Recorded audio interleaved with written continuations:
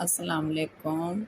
Novel گونگے دکھ، مصنفہ اقبال بانو، قسط number 24۔ مجھے طلاق چاہیے، میرا فیصلہ اب نہیں بدل سکتا۔ ہاں مجھے طلاق چاہیے۔ طلاق طلاق یہ لفظ عرفان صدیقی کے ذہن میں ہتھوڑے کی طرح برس رہا تھا، اور ہر بار چوٹ پہلے سے زیادہ تھی۔ وہ چوٹ دماغ کے ساتھ دل پر بھی دھمک کی صورت میں پڑ رہی تھی، اور لگتا تھا جیسے اس کا دماغ ابھی چٹک جائے گا۔ اس کا سارا وجود کسی انجانے دکھ کی شدت سے تڑپ رہا تھا۔ ایسا دکھ کب ملا تھا اسے؟ ایسے حالات سے کب گزرا تھا وہ؟ جب ناآشنا سے دکھ ملتے ہیں تو تکلیف بھی زیادہ ہوتی ہے، سانس لینا تک دشوار ہو جاتا ہے۔ گاڑی ڈرائیو کرتے ہوئے اس کے ہاتھ کانپ رہے تھے، بار بار موٹر لہرا جاتی، کئی بار اس کا جی چاہا کسی درخت سے موٹر ٹکرا دے۔ اوف خدا، یہ زندگی کے سفر کا کون سا موڑ ہے؟ عرفان نے نچلا ہونٹ دانتوں تلے کچل ڈالا۔ اب تو میں ان الجھی راہوں کا عادی ہو چکا ہوں۔ خود کو حالات کی ستم گر موجوں کے حوالے کر کے اپنی آزاد روح کو سمینا کی خواہش کے مطابق اس کی خواہشوں کے قلعے کے قید خانے میں ڈال دیا ہے۔ پھر یہ کیسی سزا مل رہی ہے؟ مجھے طلاق چاہیے۔ سمینا کا جملہ اس کے ذہن کے برتن میں پھر بجنے لگا۔ کتنی مشکل سے اس نے حالات سے سمجھوتا کیا تھا، اور اب پھر اسے راستہ بدلنے کو کہا جا رہا تھا۔ کتنا مشکل نظر آ رہا تھا پلٹنا۔ پہلے جو وہ سوچا کرتا تھا کہ سمینا سے علیحدہ ہو جائے، آج پتہ چلا تھا وہ تو جکڑا ہوا ہے۔ کچھ جنجیریں ایسی ہوتی ہیں جو نظر نہیں آتی، مگر اس کے باوجود انسان ان دیکھی جنجیروں میں خود کو پابند پاتا ہے۔ ایسی زنجیروں میں عرفان بھی خود کو محصور سمجھ رہا تھا، بلکہ اس نے خود کو محصور کر لیا تھا۔ سمن کیسے بدل لوں راہ، میری سلو اپا کا گھروندا بکھر جائے گا، اس کے ملبے تلے وہ دھنس جائیں گی۔ میں راہ نہیں بدل سکتا، تمہارا مطالبہ نہیں مان سکتا۔ سمن اگر تم نے نئی راہ اپنائی تو وہاں مجھے سوائے خوابوں کی راکھ کے اور کچھ بھی نہ ملے گا۔ میں اس راکھ کی دھول کے بگولوں میں بھٹکتا پھروں گا اور پھر مٹی میں مل جاؤں گا، فنا ہو جاؤں گا۔ سمن، مجھے ابھی نہیں مرنا، میں زندہ رہنا چاہتا ہوں۔ سمن، عرفان نے طویل سانس لے کر جسم ڈھیلا چھوڑ دیا۔ اس وقت اس کے چہرے پر عجیب سا سوز بکھرا ہوا تھا، اور وہ نہایت مضطرب سا کھلی سڑک پر موٹر دوڑائے چلا جا رہا تھا، اور موٹر سے تیز اس کا ذہن دوڑ رہا تھا۔ اب تو وہ سوچتا بھی نہ تھا کہ وہ سمینا سے الگ ہو جائے۔ جب پنچھی قفس کا عادی ہو جائے تو پھر اس قفس کی دیواروں سے پیار ہو جاتا ہے۔ خزاں بھی بہار لگتی ہے، اور بہاریں ہی لوٹنے والی تھیں۔ یہ درست ہے، سمینا کی میری محبتوں میں کمی آ گئی ہے۔ عرفان نے نہایت کھلے دل و ذہن سے اپنی کوتاہی کا اعتراف کیا۔ میں نے اپنے آپ کو کام میں گم کر لیا ہے، اور اتنا کام میں محض اس وجہ سے کرتا ہوں کہ اس مقام تک پہنچ جاؤں جو تمہارے دل کی خواہش ہے۔ جس اسٹیٹس کا تم شوہر چاہتی ہو ویسا میں بننا چاہتا ہوں۔ یہ میری محنت ہی تو ہے جس کی وجہ سے چند ماہوں پیشتر میری پروموشن ہو گئی، بینک کی برانچ کا مینیجر بن گیا ہوں۔ آہستہ آہستہ وہ مقام پا لوں گا جو تمہیں کسی کے سامنے شرمندہ نہ کرے۔ خواہش کرنا آسان ہے، مگر اس کی تکمیل مشکل ہوتی ہے۔ خواب آنکھیں جن لمحوں میں دیکھتی ہیں، مگر تعبیر برسوں میں ملتی ہے۔ ایک خواب کی تکمیل کئی برسوں میں ہوتی، ایک خواب کی تکمیل کے لیے پوری زندگی چاہیے۔ تم نہیں سمجھ سکتی یہ سب۔ تم تو ہتھیلی پر سرسوں جمانا چاہتی ہو۔ راتوں رات میں تمہارے بھائی کی ٹکر کا تو نہیں ہو سکتا، اور کبھی بھی ان تک میں نہیں پہنچ سکتا۔ کہاں وہ اور کہاں میں؟ وہ جدی پشتی زمیندار، اور میں ایک غریب گھر میں جنم لینے والا شخص۔ تم لوگ تو سونے کا چمچہ منہ میں لے کر پیدا ہوئے ہو، اور میں اس طبقے سے تعلق رکھتا ہوں جہاں بیٹی کو بیاہنے کے لیے سونا خریدنے کے لیے بھی 100 بار سوچا جاتا ہے کہ کس طرح خریدا جائے۔ یہ سچ ہے کہ تمہارا میرا کوئی جوڑ نہیں، اور یہ احساس تم سے شادی کے بعد مجھے ہو گیا تھا سمن۔ مگر پھر میں نے ابا میاں کی نصیحتوں کے بعد خود کو تمہارے ساتھ رہنے پر راضی کر لیا تھا کہ یہی میرے حق میں بہتر تھا، مگر تم نے ہی راہ بدل لی۔ کیوں؟ عرفان دل ہی دل میں سمینا سے مخاطب تھا۔ دل کی دیواروں سے لہو قطرہ قطرہ ٹپک رہا تھا، اور اس کی آنکھوں میں سنگریزے چبھ رہے تھے۔ تم تھک گئی ہو، ہاں سمن، تم تھک گئی ہو شاید۔ وہ کیسی محبت تھی جو اتنی جلدی دل کی گہرائیوں میں دفن ہو گئی۔ تو تم مجھ بن جینے کا تصور نہ کر سکتی تھی، اور تم نے کیا سوچ کر طلاق کا مطالبہ کر دیا؟ تمہیں شاید احساس نہیں کہ کیسی سرخ آندھی چلے گی۔ اگر میں نے تمہارا مطالبہ قبول کر لیا تو اس آندھی کی زد میں میری بہن کی چادر اڑ جائے گی، وہ سر سے ننگی ہو جائے گی، جھلس جائے گی تپتی دھوپ میں۔ مجھے پتہ ہے کہ اس گھر کی بنیاد پانی پر رکھی ہے، اور سمینا تمہارے مطالبے پر اس کا گھر ڈوب جائے گا کہ ہر بند جو ٹوٹ جائے گا۔ مجھے یہ بھی پتہ ہے صالحہ آپ اپنے گھر میں خوش نہیں ہیں، مگر انہوں نے میری خاطر سمجھوتا کیا۔ میرے لیے انہوں نے خود کو بھیٹ پر چڑھایا، اپنے حالات سے سمجھوتا کیا۔ اور سمن، تم میری بہن کے سمجھوتے کی دیوار میں دراڑ ڈال کر اسے نیست و نابود کرنا چاہتی ہو۔ نہیں نہیں، عرفان نے سر جھٹک کر سوچوں کو جھٹکنے کی کوشش کی، مگر سر جھٹکنے سے سوچیں تو نہیں پیچھا چھوڑتیں، یہ تو چھپکلی کی طرح ذہن کی دیواروں سے چمٹ جاتی ہیں، جونک بن کر دماغ کا خون چوستی رہتی ہیں۔ اتنا دکھ تو اسے اس روز بھی نہ ہوا تھا جب ریشما نے بتایا تھا نادر لغاری روز ہی گھر آتا ہے اور سمینا روز ہی باہر اس کے ساتھ جاتی ہے۔ عرفان کے دل کو دھکا ضرور لگا تھا، مگر اس نے کسی شک کے ناک کو دل میں جگہ نہ دی تھی۔ شاید رتن پور والوں سے ملک رضا علی گیلانی کا راضی نامہ ہو گیا ہو، اور اسی لیے نادر خان یہاں بھی آتا ہے۔ نہایت صاف اور کھلے دل سے اس نے سوچا تھا، اسے سمینا پر بہت اعتماد تھا۔ پھر سمینا نے تو نادر خان سے منگنی توڑ کر اس سے شادی کی تھی، بھلا وہ کس طرح نادر خان کی طرف بڑھ سکتی ہے؟ یہ خیال تو عرفان کے ذہن میں آ ہی نہیں سکتا تھا، اور نہ ہی وہ شکی مردوں میں سے تھا۔ اسے پتا تھا کہ ایک بار ذہن میں شک کا ناک کنڈلی مار کر بیٹھ جائے تو پھر کبھی نہیں نکلتا، چاہے کتنے ہی جتن کیے جائیں۔ اور اب جب کہ سمینا نے اس سے طلاق کا مطالبہ کیا تھا، پھر آج ہی جب وہ ٹیرس پر کھڑا تھا تو نادر خان سمینا کو چھوڑنے آیا تھا۔ یہ تو اتفاق تھا۔ آج عرفان جلد آ گیا تھا، اور اس نے دور ہونے کے باوجود نادر خان کی بارفتگی اور سمینا کے شوق کل کل کرتے کہہ کے اپنے کانوں سے سنے تھے۔ سمینا کے ہاتھوں میں نادر خان کی محبتوں کے گجرے اپنی آنکھوں سے دیکھ کر کسی شک کی گنجائش نہ رہی۔ پتہ نہیں سمینا زندگی کے سٹیج پر اب کون سا ڈرامہ کھیل رہی تھی جس کی سمجھ عرفان کو نہیں آئی تھی۔ البتہ اس کی امیدوں کی فصلوں پر برف اتر آئی تھی۔ رگوں میں دوڑتے لہو کو مجمد کر دینے والی برف، طرح طرح کے خوف اسے ڈرا رہے تھے۔ تمہیں میں نہیں چھوڑ سکتا سمینا، کہ تم میری اب بھی مجبوری ہو۔ جب تمہیں پایا نہیں تھا تو تب تم میری مجبوری تھی، دل کی مجبوری جسے کہیں، اور اب میرے ذہن اور حالات کی مجبوری ہے۔ میں صالحہ آپا کو اب مزید دکھ نہیں دے سکتا، وہ اس قید میں خوش ہیں۔ میں نے اپنی ضد ہی ان کا مقدر بنا دی۔ کاش میں ریشما کے بتانے پر تم سے باز پرس کرتا تو آج یہ وقت تو نہ آتا۔ مارے دکھ عرفان کے دل کے خلا وسیع تر ہو رہے تھے، اور ان شگافوں سے دل کا لہو بہہ رہا تھا۔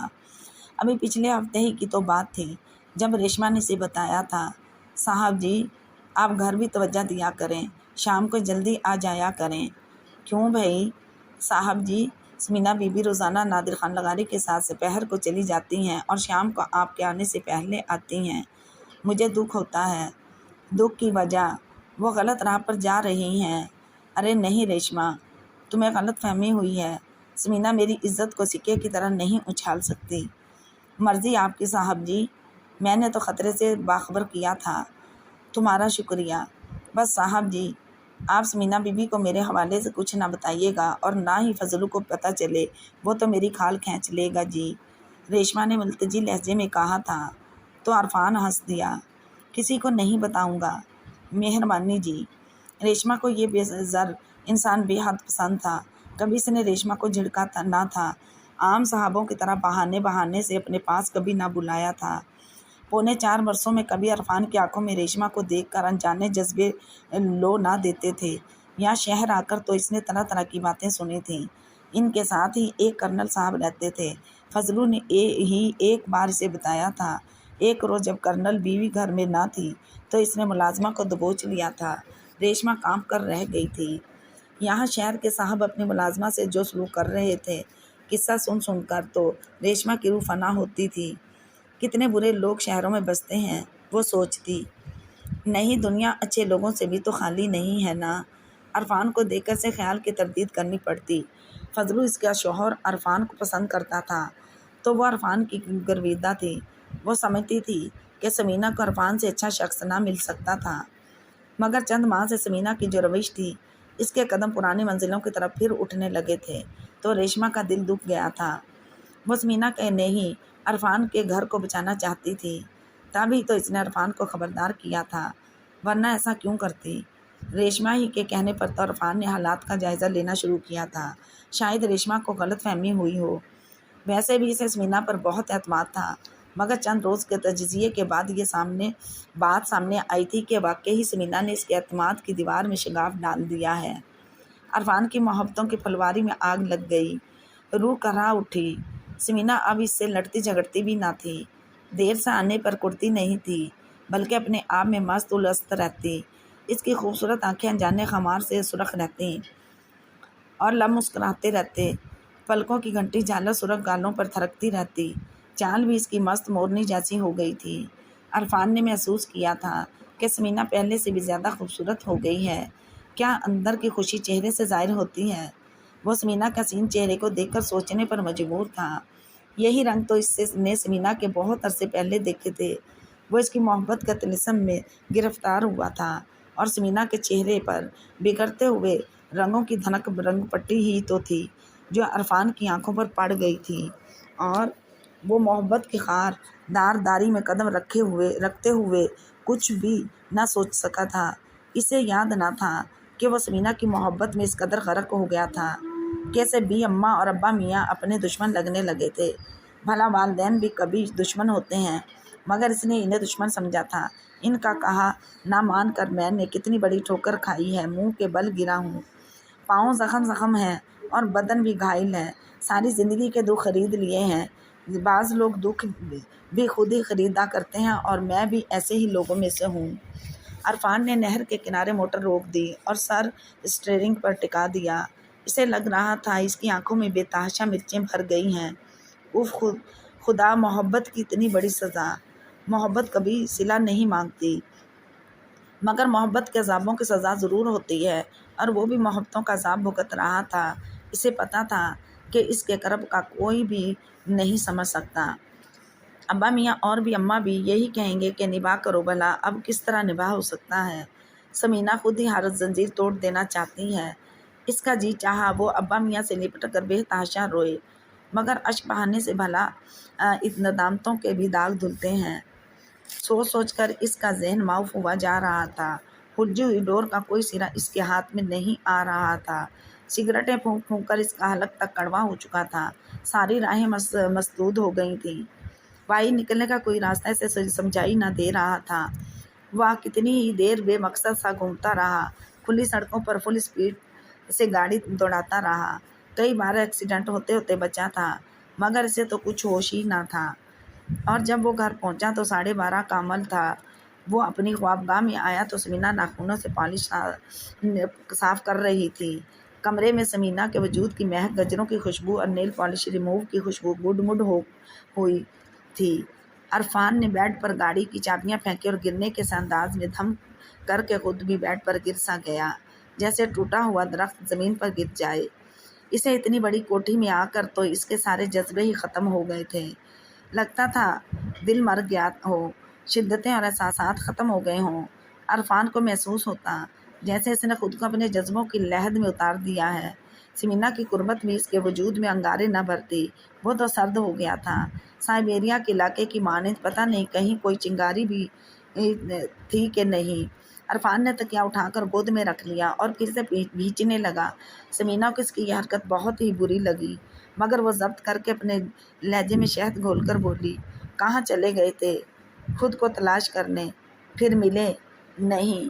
عرفان طویل سانس لے کر بولا، پتہ نہیں، وہ عرفان کس راستے پر کھو گیا ہے جو تم سے ملنے سے پہلے تھا۔ بچھڑ جاؤ مجھ سے تو پرانا عرفان مل جائے گا تمہیں۔ سمینہ نے نہایت اطمینان سے مشورہ دیا۔ بہت مشکل ہے۔ عرفان نے تکیہ پھینکا اور اٹھ کھڑا ہوا۔ کیوں؟ جب ملنا مشکل نہیں تو بچھڑنا کیوں مشکل ہے؟ وہ تیوری چڑھا کر بولی، بہت بلندیوں پر پہنچ گیا ہوں، نیچے آتے ہوئے ڈر لگتا ہے، عرفان نے سینے پر بازو لپیٹتے ہوئے کہا۔ عرفان، سمینا اٹھ کر اس کے قریب آئی اور بولی، تم خود ہی تو کہتے تھے کہ ہر کوئی اپنے جیسوں میں اچھا لگتا ہے، اپنے سے بچھڑ کر انسان نامعتبر ہو جاتا ہے۔ پہلے میں تمہاری بات کو دیوانے کی بڑھ سمجھتی تھی، مگر اب محسوس ہوا کہ تم صحیح کہتے تھے۔ اب محسوس ہوا یا نادر خان نے محسوس کروا دیا ہے۔ عرفان کے لہجے میں کڑواہٹ گھل گئی تھی۔ جو بھی سمجھو، سمینا بال جھٹک کر بولی، تو وہ جو تمہیں مجھ سے طوفانی محبت ہوئی تھی وہ ختم ہو گئی؟ عرفان ہونٹ چبا کر بولا تو سمینا خاموش رہی۔ عرفان نے اسے دونوں بازوؤں سے تھام لیا اور تقریباً جھنجھوڑتے ہوئے بولا، بولو سمینا، بتاؤ مجھے کہ وہ محبت جو سمندر کے بھنور کی مانند تھی، جہاں تمہارا دل پھنس گیا تھا، کیا وہ محبت ختم ہو گئی؟ وہ بھنور، وہ تلاطم ختم ہو گیا؟ عرفان، ساری عمر محبت کے سہارے نہیں گزاری جا سکتی، سمینا نے اسے اپنا آپ چھڑاتے ہوئے کہا۔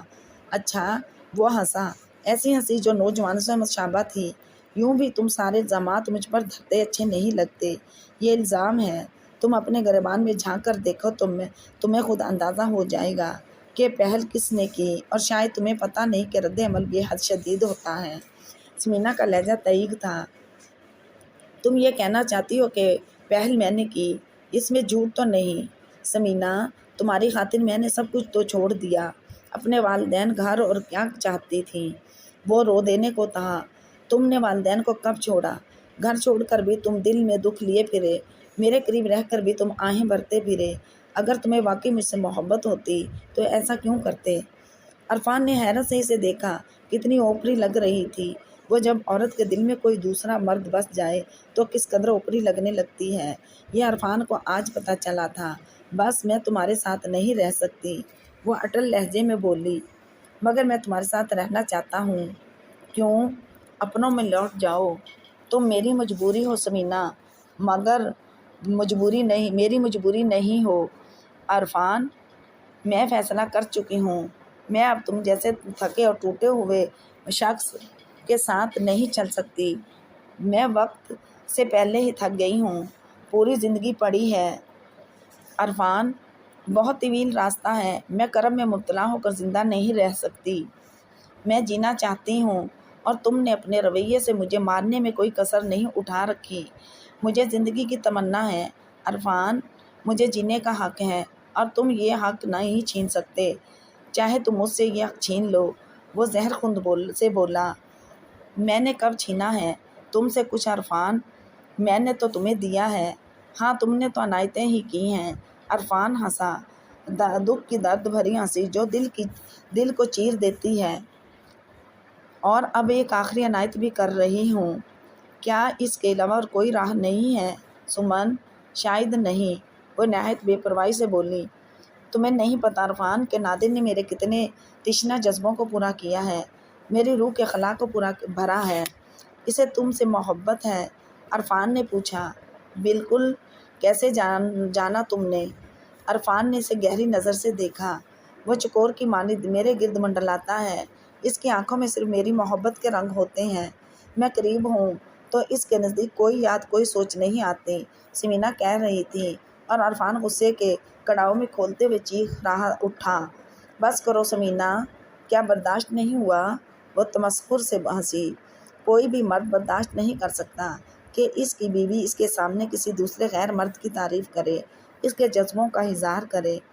نادر غیر نہیں، میرا پھوپھی زاد ہے، اور وہ مجھ سے جو محبت کرتا ہے تم نہیں کر سکے کبھی بھی، وہ تیش دلانے والے انداز میں بولی۔ سمینا، مت کھرچو میرے دل کو ان لفظوں کے بھالوں سے، عرفان مٹھیاں بھینچ کر بولا۔ سچ سننے کا حوصلہ نہیں تم میں، وہ تمسخر سے بولی۔ سمینا، عرفان نے اوپری ہونٹ کا گوشہ دانتوں تلے دبا لیا اور بولا، پلیز سوچو، راہ مت بدلو، ہم کہیں کے نہیں رہیں گے، یہ کہو کہ تم کہیں کے نہیں رہو گے، اب تو تمہارے پاس عہدہ بھی ہے، پھر کیا فکر ہے؟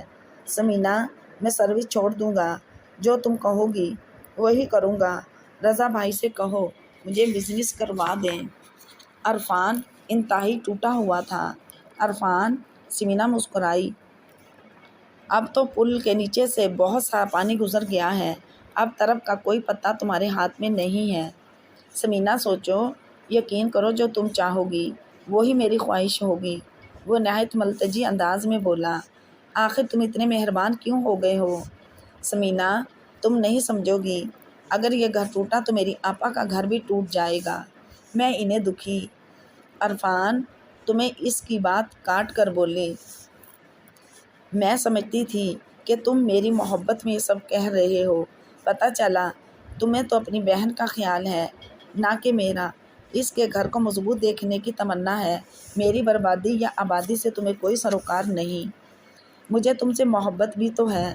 وہ گڑگڑایا، جھوٹ مت بولو، تم صرف غرض کے غلام ہو، تمہیں سوائے اپنے بہن بھائیوں کے کسی سے محبت نہیں، تم صرف ایک دائرے میں گھومنے والے انسان ہو، کنویں کے مینڈک کی طرح ایک جگہ ہی پڑے رہنا چاہتے ہو۔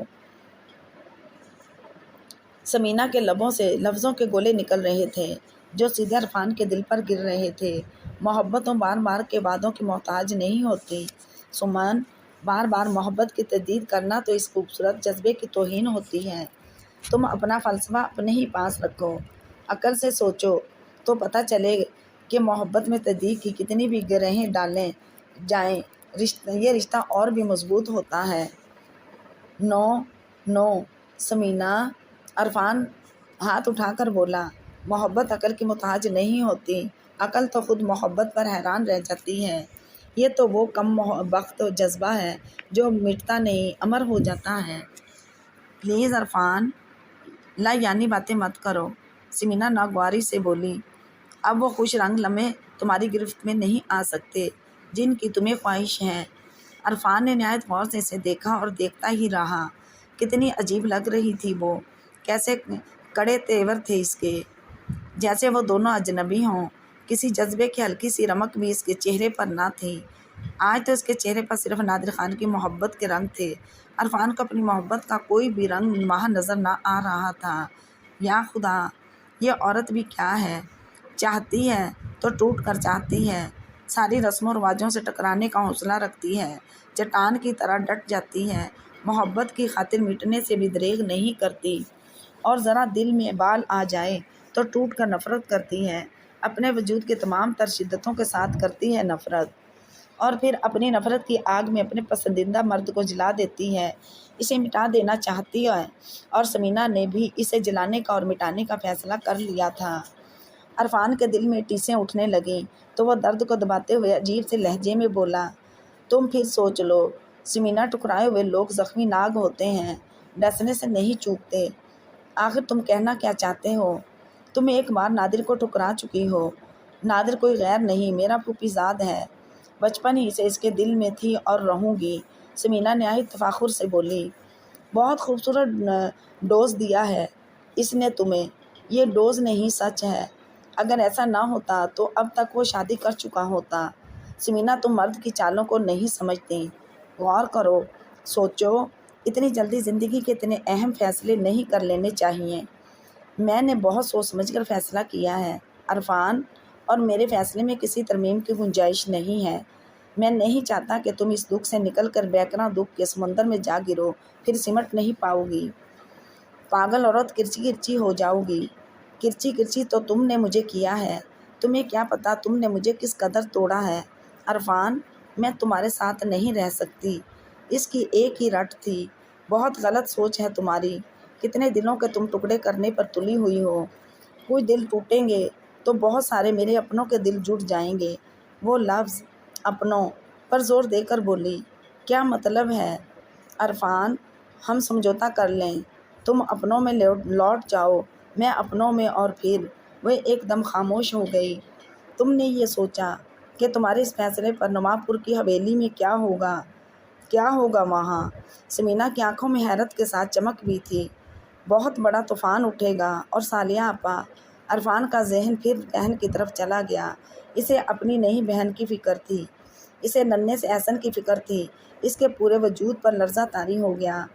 تم ان کی فکر نہ کرو، لالا بھابھی کو طلاق نہیں دیں گے، یہ تم کیسے کہہ سکتی ہو؟ میں انہیں روکوں گی اور وہ یقیناً میری بات مان لیں گے۔ پلیز سمینہ، ایک بار پھر سوچو۔ اسے لگا جیسے لفظ اس کا ساتھ دینے پر آمادہ نہیں۔ مجھے بار بار مت کہو یہ جملہ، تمہارا کیا خیال ہے؟ میرا فیصلہ غلط ہے۔ وہ چیخ ہی تو پڑی۔ ہاں یہ فیصلہ غلط ہے، وہ بولا۔ یہ تمہاری سوچ ہے، ہر بشر کو اپنے فیصلے خود کرنے کا اختیار ہے، وہ تلخی سے بولی۔ یہ اختیار بہت بڑا طوفان لائے گا۔ میں بار بار تمہیں سوچنے کا اس لیے کہہ رہا ہوں کہ کل کو تم مجھے الزام نہ دو کہ میں نے تمہیں سوچنے کا کوئی موقع ہی نہیں دیا۔ عرفان نے سگریٹ کیس میں سے سگریٹ نکالتے ہوئے کہا، مقدر میں اگر بچھڑنا لکھا ہے تو کم از کم دلوں میں شکوہ تو نہ رہے۔ میں تم سے ملوں گی نہیں تو شکوہ کیسا؟ وہ ہنسی۔ عرفان ہنسا۔ اس نے سگریٹ کو لائٹر کا شعلہ دکھایا اور لائٹر بند کرتے ہوئے بولا، یہ دنیا اتنی بڑی نہیں سمینا بیگم کہ ایک بار کے بچھڑے سے دوبارہ نہ مل سکیں۔ آخر نادر خان بھی تم سے آ ٹکرایا ہے۔ اس کے جذبے سچے تھے۔ وہ جلدی سے بولی، جھوٹے تو میرے جذبے بھی نہ تھے۔ وہ ترت بولا، تم نے جب سے اپنے جذبوں کو سمجھوتے اور مصلحت کی بکل میں چھپایا تھا تب سے وہ جذبے اپنی موت آپ مر گئے۔ اس نے کہا، اچھا تجربہ ہے، بس مجھے طلاق چاہیے۔ عرفان، میں مزید تمہارے ساتھ نہیں رہ سکتی۔ سمینا کا لہجہ تلوار کی طرح تھا۔ اگر میں طلاق نہ دوں تو؟ عرفان نے سگریٹ کا دھواں فضا میں اڑاتے ہوئے کہا، تو میں عدالت کا دروازہ کھٹکھٹانے سے بھی دریغ نہیں کروں گی۔ میری ضد کا تو تمہیں علم ہی ہے۔ سمینا کے لہجے کی کڑواہٹ عرفان کے دل میں اتر گئی۔ خلا میرا حق ہے، مگر وجہ بھی تو کوئی ہوگی۔ عرفان، وجوہات تلاش کرنے میں بھلا کیا دیر لگتی ہے؟ پھر بھی مجھے بھی تو پتہ چلے کہ تم کیا وجہ بیان کرو گی۔ آسان سی بات ہے، میں ماں بننا چاہتی ہوں، سمینا نے کہنا چاہا تو عرفان زور سے ہنس دیا اور ہنستا ہی چلا گیا۔ میں نے تو ایسی کون سی بات کہہ دی جو تم لوٹن کبوتر بن گئے ہو؟ بات ہی ایسی ہے سمینا جی، تمہارے نادر کا منصوبہ نہایت کچا ہے۔ یہ نادر کا نہیں، میرا منصوبہ ہے۔ جو بھی کہو آخر ڈسکس تو کیا ہی ہوگا۔ وہ نہایت اعتماد سے بولا۔ سمینا سر جھکا کر رہ گئی۔ سمن، میں نے تو تمہیں کبھی منع نہیں کیا تم ماں نہ بنو، تم خود ہی ابھی انجوائے کرنے کے موڈ میں تھیں۔ اپنے فگر اور اسمارٹنس کا کریز ہے، بچوں کو تم جھنجھٹ کہتی تھیں، یاد ہے نا؟ میرے لیے اس سے بہتر کوئی جواز نہیں۔ آج احساس ہوا سمن کہ بچے ضرور ہونے چاہئیں۔ اولاد جو عورت کے لیے جڑوں کی حیثیت رکھتی ہے، اور جب زمین سے درخت اپنی جڑیں چھوڑتا ہے تو بہت مشکل ہوتی ہے اسے اپنی جڑوں سے علیحدہ ہونے میں۔ یہی بات عورت کے لیے بھی فٹ ہے کہ اگر آج اس گھر میں بچے ہوتے تو تم طلاق کا مطالبہ کرنے سے پہلے کچھ نہ کچھ ضرور سوچتیں، فضول کے الزامات نہ لگاتیں، اور بھی کوئی چوکے لگانے ہیں تو لگا دو۔ تم بحث کیے بنا مجھے آزاد کر دو عرفان۔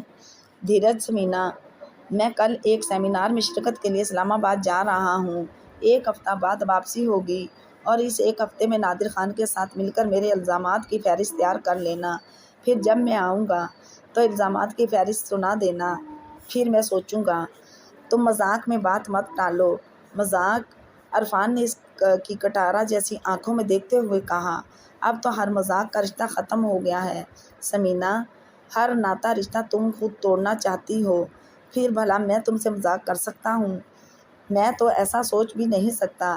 دل کا درد اس کی آواز میں صاف محسوس کیا جا سکتا تھا۔ سمینا سے دیکھتی رہ گئی۔ کتنا دکھی لگ رہا تھا۔ عجیب سا کرب اس کی آنکھوں میں بس گیا تھا، چہرے پر بھی دراڑیں سی پڑ گئی تھیں۔ آج سے ہماری راہیں جدا ہیں نا؟ میرا اور تمہارا تعلق آج سے ختم ہی ہو گیا ہے نا؟ مجھے بتاؤ آج کی رات میں کہاں گزاروں؟ کل تو ویسے بھی میں 1 ہفتے کے لیے جا رہا ہوں۔ عرفان نے نظریں سمینا پر گاڑ دیں۔ سمینا کے نزدیک کمزور لمحے آنے لگے۔ کیا تھا اگر تم کہہ دیتے کہ سمینا، تمہاری محبت کی خاطر میں نوکری چھوڑ رہا ہوں، میں تم بن نہیں رہ سکتا، تم میری محبت ہو، مجبوری ہو گئی ہو، تمہیں تو صرف اپنی بہن کا خیال ہے، اس کے گھر کی خاطر کہتے ہو کہ میں تمہارے ساتھ رہوں، تو کیوں رہوں جب تمہیں مجھ سے محبت ہی نہیں؟ وہ خیالوں کے بھنور سے نکلی۔ عرفان کہہ رہا تھا، تم نے بتایا نہیں، کہاں جاؤں؟ تم یہیں سو، میں دوسرے بیڈ روم میں سو جاؤں گی، سمینا نے کہا اور جلدی سے کمرے سے نکل گئی۔ عرفان نے سگریٹ اسٹرے میں مسلا اور جوتے اتار کر بیڈ پر آ گرا۔ اس کا پورا وجود دکھ رہا تھا اور یہ دکھ ربوپے میں اتر گیا تھا۔ اس نے لائٹ آف کیے ہی بغیر تکیے میں منہ چھپا لیا۔ تو واقعی سمن، ہم الگ ہونے والے ہیں۔ تم ان پونے 4 برسوں میں تھک گئیں۔ تمہیں تھکنا ہی تھا۔ بہت کانٹے تھے نا اس راہ میں جس پر تم میرے ساتھ چل رہی تھی۔ اب میں تمہیں روکنا بھی چاہوں تو تم نہیں رک سکتی۔ تم بوگن ویلیا کی وہ بیل ہو جو سہارے تلاشتی رہتی ہے، سہاروں کی محتاج۔ پھر تمہیں روکوں بھی تو کس طرح؟ تمہارے پیروں میں کوئی ایسی زنجیر نہیں جو تمہارے قدم روک سکے۔ آج پتہ چلا تم بچے کیوں پیدا نہیں کرنا چاہتی تھی۔ سمارٹنس کا تو بس ایک بہانہ تھا، اصل راز تو یہ تھا کہ جب چاہو راہ بدل لو، جب چاہو الگ ہو جاؤ اور تمہیں کوئی بھی نہ روک سکے۔ اے عورت، تو کتنی چال باز ہے، تو کیسی ناگن ہے، جسے ڈستی ہے اسے پانی کا قطرہ بھی نہیں پینے دیتی، پور پور میں زہر اتار دیتی ہے۔ کیا محبت بار بار ہوتی ہے؟ سنا تو یہ ہے کہ دل میں محبت کے کمکمے صرف ایک بار ہی جلتے ہیں۔ دل کے اندھیری گلیوں میں صرف ایک ہی بار جیارہ ہوتا ہے، جب دل لمحوں ہی میں اسیر ہو جاتا ہے، جب دل میں جلتے چراغ لو دے اٹھتے ہیں، اندر گھنٹیاں سی بجنے لگتی ہیں، دل میں یہاں سے وہاں تک چراغ جل اٹھتے ہیں، اور ایسا صرف ایک بار ساری زندگی میں ایک ہی بار ہوتا ہے۔ لیکن سمن کو دوبارہ محبت کیسے ہو گئی؟ کیا عمر کے ہر دور میں محبت ہو سکتی ہے؟ ایسا ممکن ہے بھلا؟ عرفان سوچتا رہا اور اس کی سوچوں کی پتنگ نہ جانے کہاں اڑتی رہی کہ نیند تو آنکھوں سے سینکڑوں میل دور تھی۔ اتنے دکھ میں بھلا کس کافر کو نیند آ سکتی ہے؟ سمینہ ایک دمی صوفے سے اٹھ کھڑی ہوئی تو نادر خان نے نہایت حیرت سے اس کی طرف دیکھا۔ کمرے کی خوابناک سی روشنی میں وہ نہایت حسین لگ رہی تھی۔ پلیز نادر، مجھے گھر چھوڑ آؤ۔ اتنی جلدی؟ نادر کے لہجے میں بے قراریاں سمٹی ہوئی تھیں۔ یہ جلدی ہے، 12:15 بج رہے ہیں رات کے۔ یار آج یہیں رہ جاؤ۔ نادر کی آنکھوں میں مہکے مہکے جذبے تھے۔ نہیں، سمینہ نے سر کو زور سے ہلایا۔ بھئی تم نے بعد میں بھی تو یہیں آنا ہے۔ نادر اٹھ کھڑا ہوا اور اس کے کندھوں پر اپنا بھاری ہاتھ رکھتے ہوئے بولا، جانو رہ جاؤ نا آج۔ سمینہ کانپ کر رہ گئی، خود پر قابو پاتے ہوئے بولی، آنا تو ہے مگر ابھی نہیں نادر، میں نہیں رہ سکتی یہاں، تم مجھے مجبور مت کرو۔ وہ رو دینے کو تھی۔ میرا دل نہیں چاہ رہا کہ تم جاؤ۔ روز تو میں آتی ہوں، پھر میری شامیں یہیں تو گزرتی ہیں نا۔ سمینہ کے پگھڑیوں جیسے لب کانپے۔ یہ درست ہے کہ تمہاری شامیں یہیں گزرتی ہیں، آج رات بھی صحیح۔ نادر کی آنکھوں میں تقاضا تھا۔ سمینہ اچھی طرح اس کے جذبے اور تقاضے سمجھ رہی تھی۔ نہیں نادر، یہ مت بھولو کہ میں ابھی بھی عرفان کی امانت ہوں۔ سمینہ نے اسے اور خود کو یاد دلایا۔ کیسی امانت؟ نادر ہنسا۔ جسم اس کا ہے نا، دل تو اس کا نہیں۔ اور جانا یہ وعدہ کہ میں عرفان کی امانت میں خیانت نہیں کروں گا، یہ وعدہ ہے۔ بس تم آج رہ جاؤ نا۔ وہ نہایت ملتجی لہجے میں بول رہا تھا۔ یہ ممکن نہیں ہے، اور پھر رہ کر کیا کرنا؟ باتیں کریں گے، بہت ساری باتیں، اپنے دل کی ساری حقائقیں تمہیں سناؤں گا، ساری رات گزار دیں گے باتیں کرتے۔ نادر دل آنکھوں میں رکھے سے دیکھ رہا تھا۔ میں نہیں رہ سکتی۔ وہ اپنی بات پر اڑی ہوئی تھی۔ یوں بھی ایسی بہت سی راتیں آئیں گی، پھر ہم خوب باتیں کریں گے، مگر یہ رات نہ آئے گی۔ وہ جذباتی لہجے میں بولا، اس رات میں کون سی خوبی ہے؟ وہ ہنسی۔ آج تم ہمیشہ سے زیادہ حسین لگ رہی ہو۔ نادر خان نے اس کے کھلے سیویوں جیسے بالوں کو چھوا تو وہ مسکرا دی۔ تم جاتی ہو، میرا گھر خالی کر جاتی ہو، مگر تمہاری خوشبو 4 سو پھیل رہتی ہے۔ تمہاری باتوں کی کھنک، لہجے کا ترنم، کہکوں کے جل ترنگ مجھے چین نہیں لینے دیتے۔ نادر، سمینہ ناز سے بولی، کہتے ہیں خوشبو تو شانت کر دیتی ہے، مگر تمہاری مہک مجھے بے کل کر دیتی ہے۔ نادر کی آواز ٹوٹنے لگی۔ سمینہ خوفزدہ تھی۔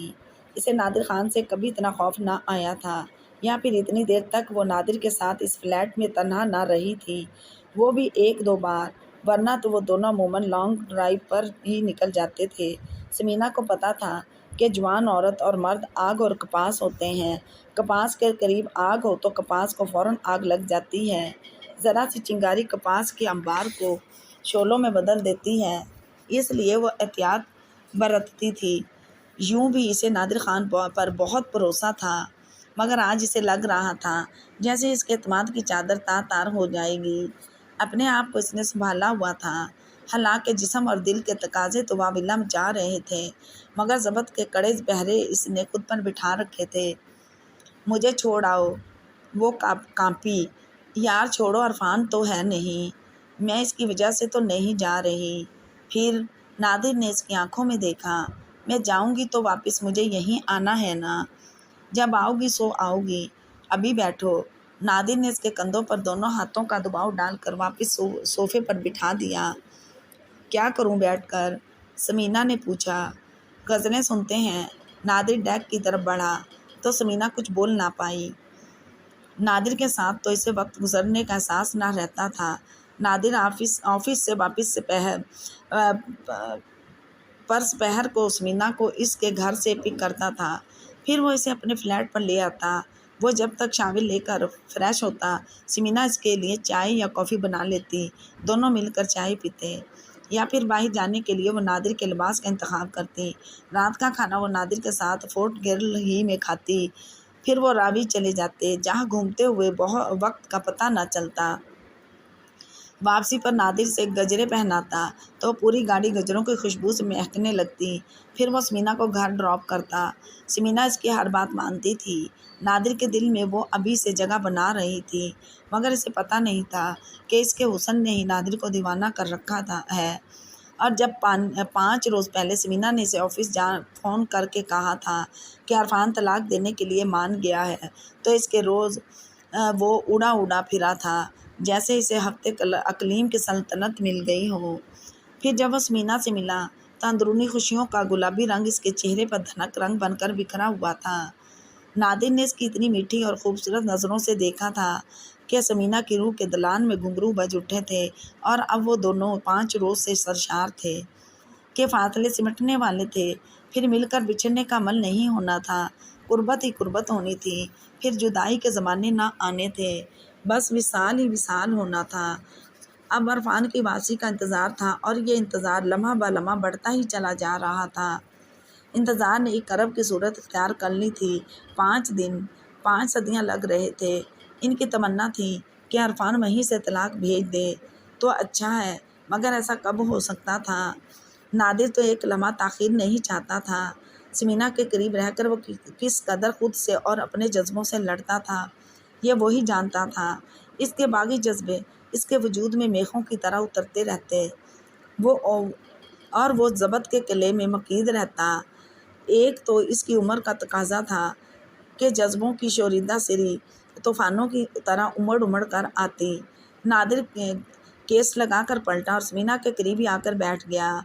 آفت غزل ہے سمو ڈیئر، نادر نے ٹانگ پر ٹانگ دھرتے ہوئے کہا۔ تب ہی راجندر منہائی کی گمبھیر آواز کمرے کے خوابناک سے ماحول میں ابھری۔ جو دل میں ہے اس کو زبان تک تو لاؤ، تمہاری قسم جو کہو گے کریں گے، بہت دور ہم چھوڑ آئے ہیں جہاں کو، تمہارے لیے ہیں تمہارے رہیں گے۔ ثمینہ نے پلکوں کی جھالر اٹھا کے اپنے قریب بیٹھے ہوئے نادر خان کی طرف دیکھا۔ وہ بھی اپنے خوبصورت لبوں پر مسکان لیے اسی کو دیکھ رہا تھا۔ اس کی آنکھوں میں قندیلیں روشن تھیں۔ اس نے ثمینہ کا مومی ہاتھ اپنے ہاتھوں کے بیچ رکھ لیا اور اسے ہولے ہولے تھپکنے لگا۔ کیسٹ بج رہا تھا۔ چلو آج دل کی حسین وادیوں میں تمہارے لیے ایک جنت بنا دیں، جسے عشق کہتا رہا ہے زمانہ، اسے اب خدا سے بھی اونچا اٹھا دیں، خدا جو کہے گا وہ پھر دیکھ لیں گے، تمہارے لیے اب خدائی لٹا دیں۔ نادر خان اس کے اتنے قریب تھا کہ اس کی سانسوں کی گرمی سے ثمینہ کی گردن جلنے لگی، کال تپنے لگے۔ نادر اس کے کانوں کے بہت نزدیک جذبات سے بوجھل آواز میں گنگنا رہا تھا، چلو آج دل کی حسین وادیوں میں خدا جو کہے گا وہ پھر دیکھ لیں گے۔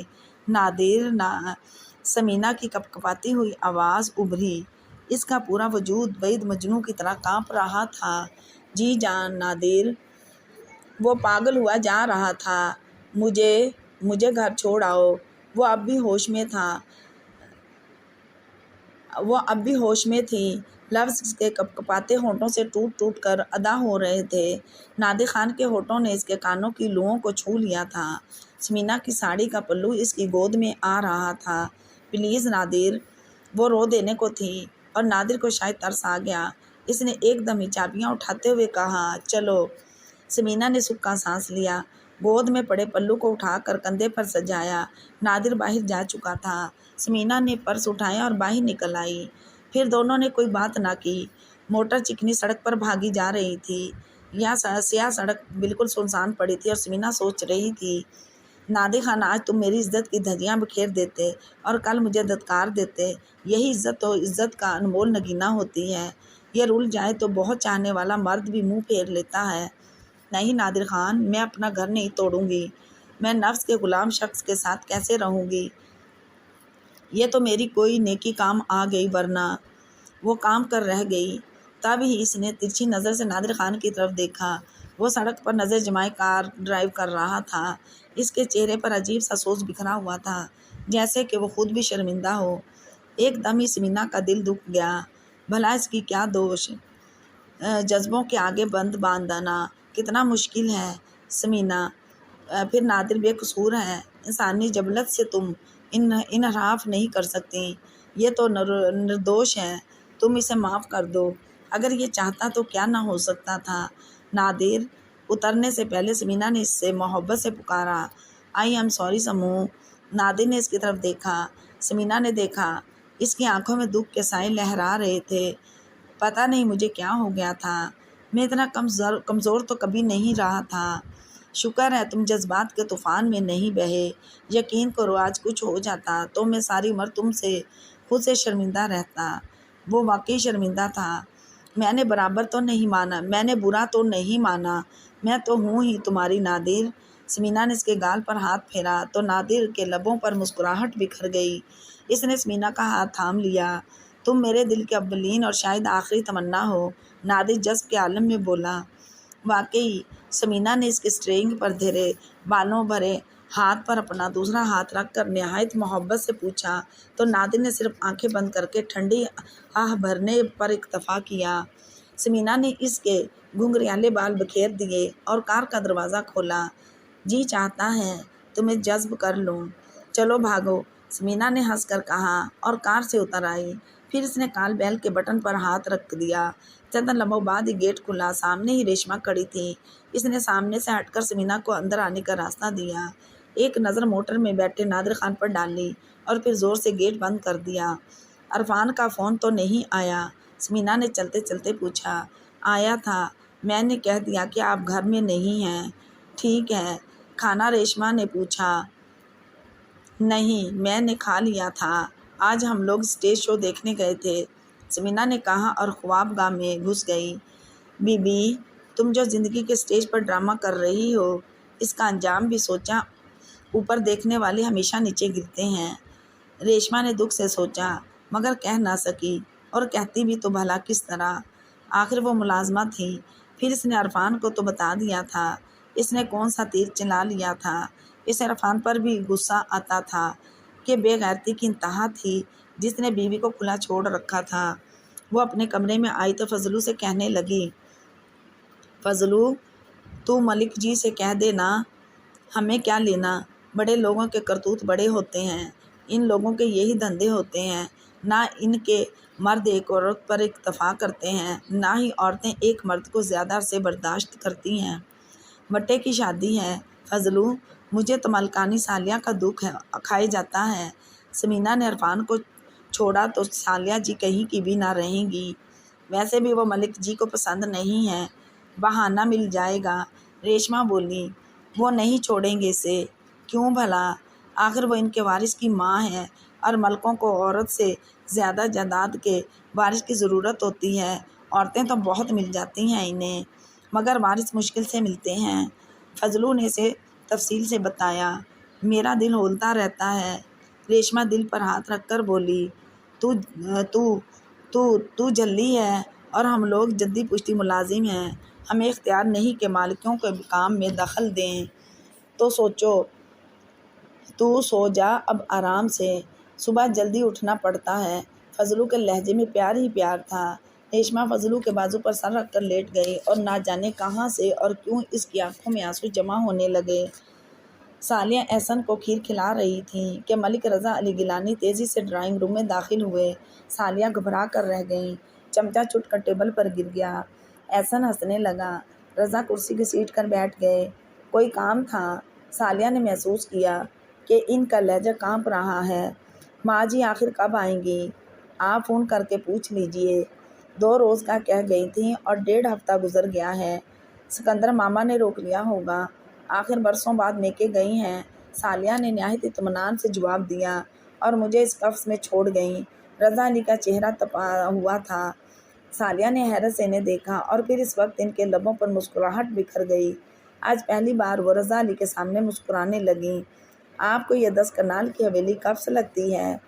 طنز مت کرو، رضا علی گرجے۔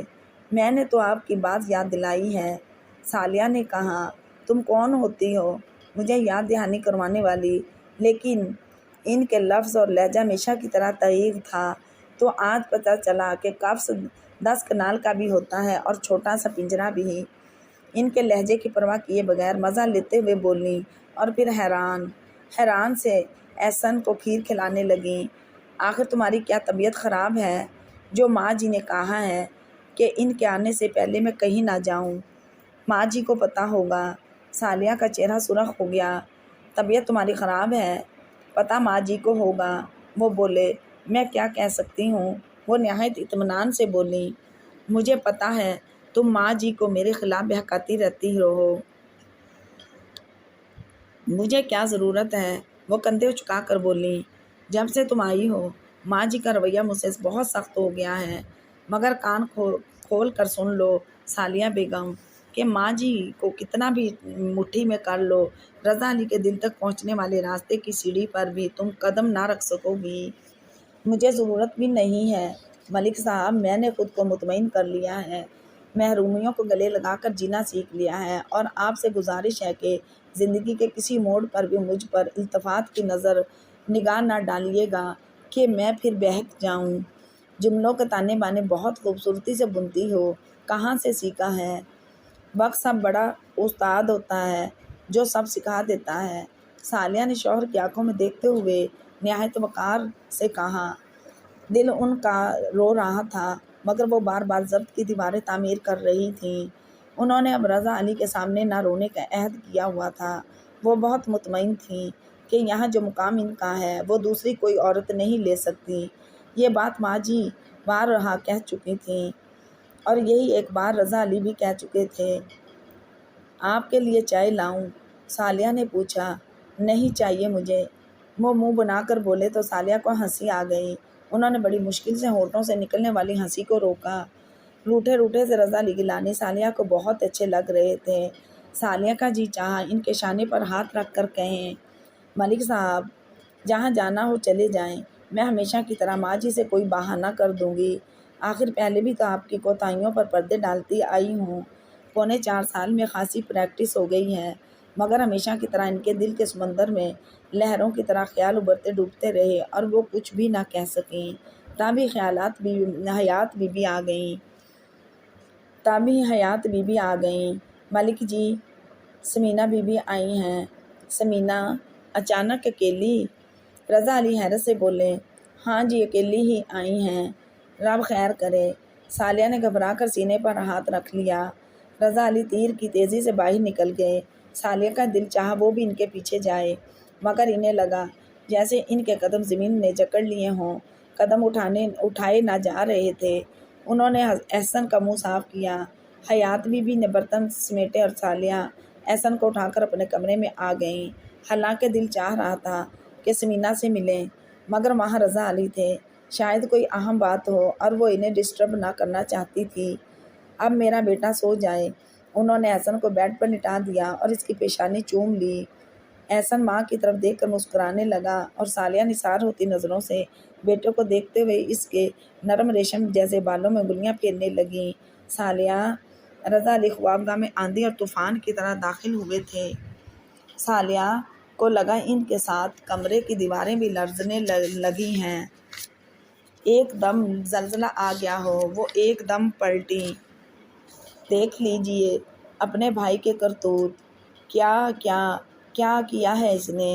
ثالیہ کو اپنی آواز کنویں میں سے آتی ہوئی محسوس ہوئی۔ دیکھو کیا کیا ہے اس نے۔ رضا علی نے ہاتھ میں پکڑا کاغذ ثالیہ کی طرف بڑھایا۔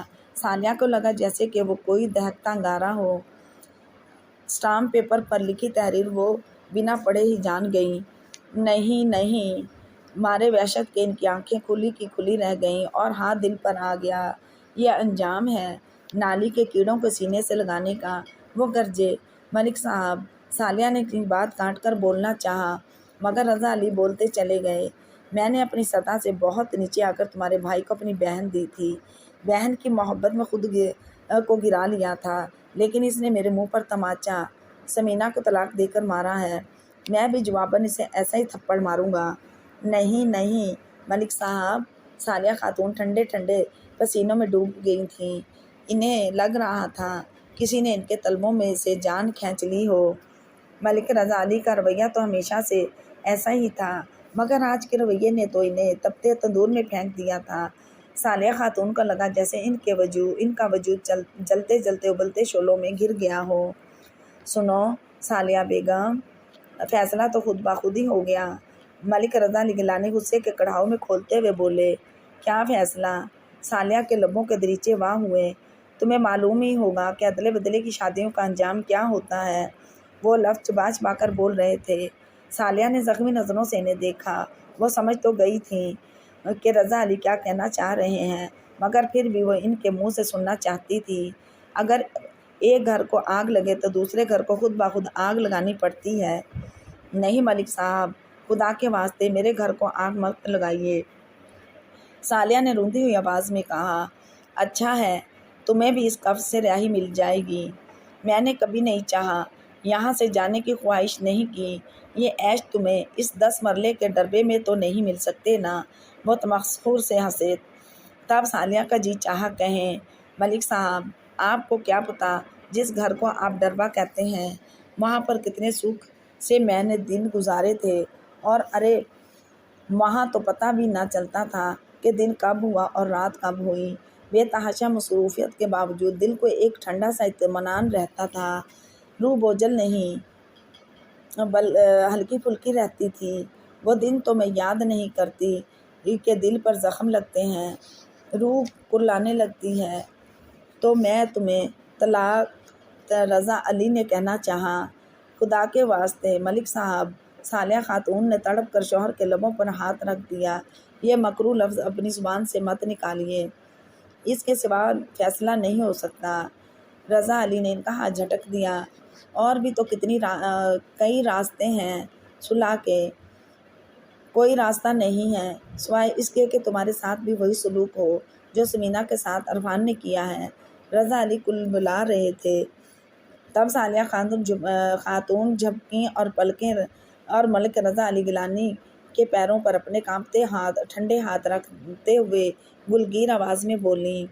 ملک صاحب، میں نے کبھی آپ سے کچھ نہیں چاہا، آپ کی ٹھوکروں میں پڑی رہی ہوں، آپ بھی ٹھوکروں میں رہنا چاہتی ہوں، اور اگر آپ مجھے ٹھوکریں بھی دینے کے قابل نہیں سمجھتے تو عضو معطل سمجھ کر مجھے حویلی کے کسی کونے میں ڈال دیں۔ میں کبھی آپ کے سامنے نہیں آؤں گی، مگر خدا را طلاق کے شعلے سے میری زندگی کو خاکستر مت کیجیے۔ میں آپ سے کبھی کوئی شکوہ نہیں کروں گی۔ ثالیہ کی آنکھوں کے کٹورے آنسوؤں سے چھلکنے کو بےتاب ہو گئے تھے۔ تم شکوہ بھی کس طرح کر سکتی ہو؟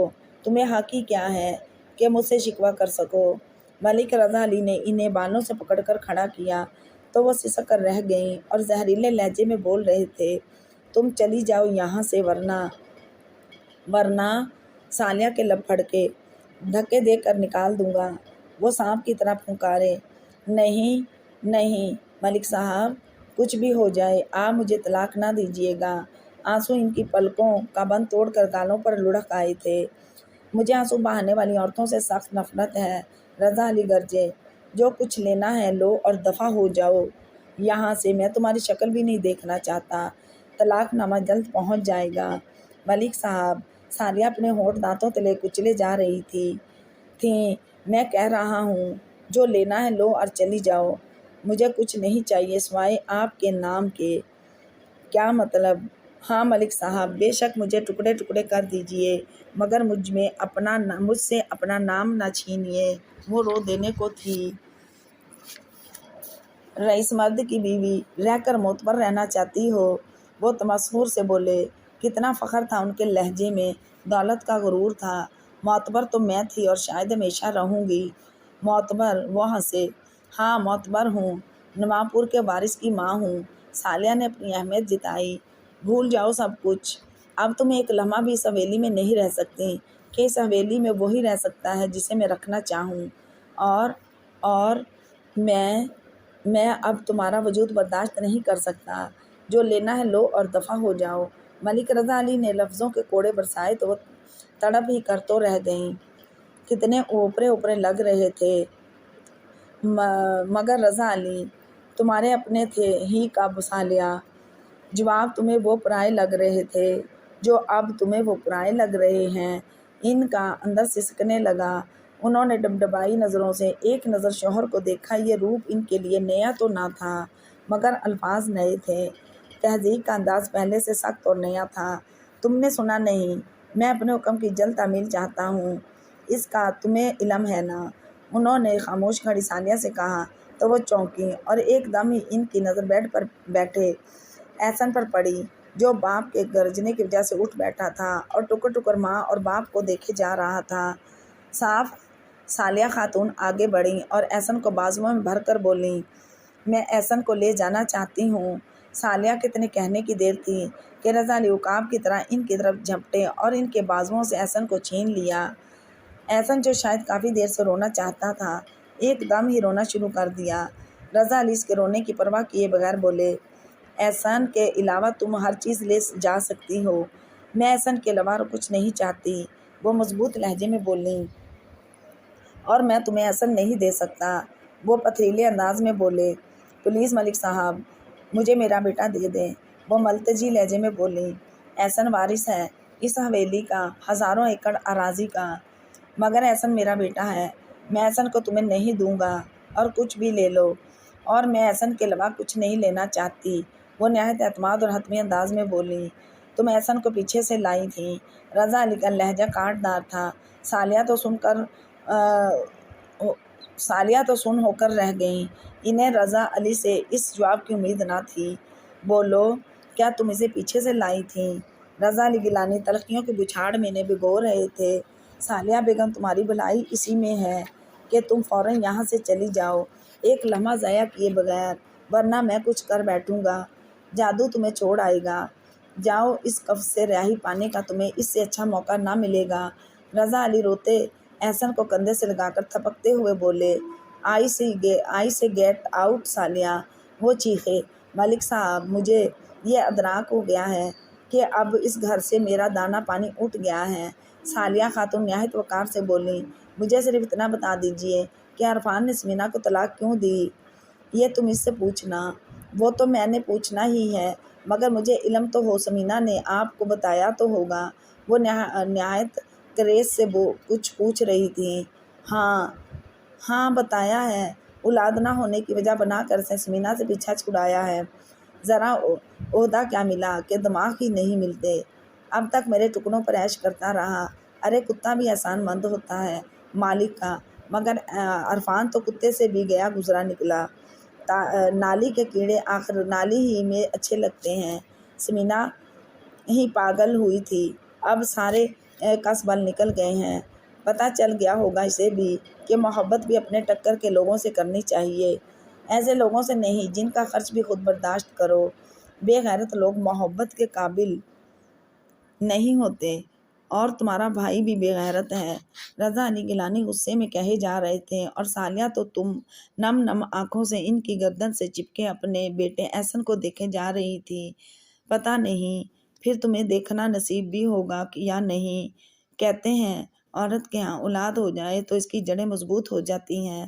احسن تمہارے ہونے کے باوجود بھی میری ازدواجی زندگی تو آگ پر ہی دھری رہی، میری جڑیں ازدواجی عمارت میں دھس نہ سکیں۔ आंसू इनकी आंखों से उबलने को बेताब हुए, मगर वो रज़ा अली के सामने रोना ना चाहती थी कि इन्हें रोने वाली औरतों से नफरत थी, आंसुओं से चिढ़ थी। आज भी इन्हें शौहर की ख्वाहिश का एहतराम करना था। जुदाई की इस घड़ी भी शौहर को मज़ीद गुस्सा ना दिलाना चाहती थी। उन्होंने अलमारी में से चादर निकाल कर ओढ़ते हुए इनसे कहा, मलिक साहब, ड्राइवर से कहें मुझे छोड़ आए। आपके हुक्म की सरताबी की मजाल नहीं रखती। मैं जा रही हूँ। आपकी ख्वाहिश पर अपना लख्त जिगर एहसन आपके पास छोड़े जा रही हूँ। मगर ये याद रहे कि आपका एक और रूप भी मेरे वजूद में तख्लीक पा रहा है। इसके हकदार बनकर अगर आए तो फैसला तब होगा। आप अपनी छत तले मुझे बेइज्जत कर चुके हैं, फिर आप हक जताने आए तो ख्याल करके वो मेरी छत होगी, और जिस तरह मैंने सब सुना है आपको भी सुनना होगा। आज पहली बार वो शौहर के सामने बोली थी और इतने सख्त लहजे में बोली थी। इनका लहजा नरम भी था, सख्त भी, जो रज़ा अली के दिल की दीवारों से टकरा रहा था। और सालिया कह रही थी, समीना से कहिएगा कि खुद मोहब्बत में अंधी हुई थी तो खुद ही गहरी खाई में गिरती, मुझे क्यों अंधे गार में धकेल दिया। सालिया की आवाज़ भरा गई। फिर वो एहसन को प्यार करने के लिए एक कदम आगे बढ़ी, मगर फिर अचानक इन्हें ना जाने क्या ख्याल आया। एकदम पलटी और तेज़ी से ख्वाबगाह से निकल गईं। मम्मा मम्मा, एहसन की चीखें सालिया के कानों के पर्दे फाड़ रही थीं। वो सालिया को चादर ओढ़े देखकर समझ जाता था कि वो घर से बाहर जा रही हैं, और हमेशा साथ ही जाता था। आज सालिया के लिए चली गई तो चीख चीख कर रो रहा था। सालिया ने दोनों हाथ कानों पर रख दिए। वो बाहर आ गईं। सुरख रविश पर ही रज़ा अली की ग्रे होंडा शौक खड़ी थी और जादू ड्राइविंग सीट पर बिल्कुल तैयार बैठा था। सालिया ने जल्दी से पिछला दरवाज़ा खोला और कार में सीट पर ढह सी गई। जादू ने एकदम चौंक कर पीछे मुड़कर हैरत से इन्हें देखा। लाहौर चलो, उनके लब कांपे। अभी मलिक जी ने शहर जाना है जी, जादू ने कहा। अब वो कहीं नहीं जाएंगे, तुम मुझे मेरे घर छोड़ आओ। आपके घर? जादू ने हैरत से पूछा। ज़्यादा बातें मत करो, गाड़ी चलाओ, सालिया ने लहजे को रोबदार बनाते हुए कहा। तभी रज़ा अली बरामदे में आए और जादू से हुक्मिया अंदाज में बोले, सालिया को इसके मेके छोड़ आओ जादू। इनका इतना कहने की देर थी कि जादू ने फौरन कार स्टार्ट कर दी। रज़ा अली एड़ी पर घूमे और अंदर चले गए, और कितने ही आंसू सालिया की पलकों से टूटकर चादर में जज्ब होने लगे। जब्त का हर बंद टूट गया था। तभी अश्कों के मोती गिर रहे थे। इनके कानों में अब भी एहसन की चीखें गूंज रही थीं, और कार लाहौर की तरफ उड़ी जा रही थी, और कार से तेज सालिया का ज़हन दौड़ रहा था। अरफान, अरफान, ये नाम सिसकियों की सूरत में इनके लबों पर मचला। तुमने जब भी कई फैसला किया, सिर्फ अपनी ज़ात को मद्देनज़र रख कर फैसला किया, अपने ही बारे में सोचा, कभी खुद से वाबस्ता हस्तियों का ख्याल नहीं किया। अगर एक लख्ता के लिए भी तुम हमारे बारे में सोचते तो कभी भी ऐसा ना होता। आज ज़िंदगी का नक्शा बहुत मुख्तलिफ होता। तुम हमेशा दूसरों के दिल के टुकड़े कर डालते हो, खुद को सांप बचा जाते हो, दूसरों को दार पर चढ़ाकर मुतमईन हो जाते हो। मैं तुमसे पूछूंगी कि तुमने फिर मुझे क्यों निशाना बनाया? तुम जो समीना के दीवाने थे, इसके बगैर तुम्हें कायनात नामुकम्मल लगती थी। फिर अब क्या हुआ? वो मोहब्बत सिर्फ जवानी का उबाल थी। समीना को अपनाना तुम्हारा जज्बाती फैसला था। जब तुम्हारा दिल भर गया था तो तुमने समीना को छोड़ दिया। जाहिर है ऐसा ही हुआ होगा, तभी तुमने खूबसूरत रिश्ते की डोर तोड़ी। वो रिश्ता जब तुमने जोड़ा था तो कितने ही दिलों और मोहब्बतों का खून किया था। शायद तुम्हें याद ही ना हो, मैंने कभी तुमसे अपनी कुर्बानी का सिला नहीं मांगा, मगर कभी ये भी नहीं चाहा कि मेरे साथ इस तरह हो। तुम समीना को तलाक देने से पहले सोचते तो सही, एक बार तुम मेरे बारे में सोच लेते तो कभी भी समीना को तलाक ना देते। काश तुम्हें पता होता कि तुम्हारे इस फैसले ने मुझ पर क्या गुजरेगी, मेरे दिल के कितने टुकड़े होंगे। रज़ा अली मुझे रोन देंगे। तुम्हें क्या पता मुझे किस तरह अपने जिगर गोशे को छोड़ने पर मजबूर कर दिया गया है। रज़ा अली ने मेरा दिल निकाल लिया है। तुम माँ के दुख क्या जानो, तुम्हें क्या पता माँ का दिल क्या है। तुम्हें तो खुद से गर्ज है, तभी तो اپنے فیصلوں کی بھٹی میں سب کو جلاتے ہو اور پشیمانی کی کوئی رمق تمہارے چہرے پر نظر نہیں آتی۔ سالیاں روتی جا رہی تھیں۔ کبھی کبھی بے ساختہ ان کے خوبصورت لبوں سے سسکی نکل جاتی۔ جادو نے کئی بار بھی عمر میں سے اس روتی بلکتی سالیہ کو دیکھا جو اس کی مالکانی تھی۔ اس کا جی چاہا کہ سڑک کے کنارے روک دے اور سالیہ سے رونے کا سبب پوچھے، مگر وہ چاہتے ہوئے بھی ایسا نہ کر سکتا تھا کہ کچھ بھی تھا۔ وہ اس کے مالک کی بیوی تھی اور وہ اس سے خود مخاطب ہونے کی جرت نہ کر سکتا تھا، مگر نہ جانے کو سالیہ کا دکھ اس کا دل کاٹ رہا تھا۔ اس کے آنسو جادو کے دل پر چھالے ڈال رہے تھے، مگر اس نے زبان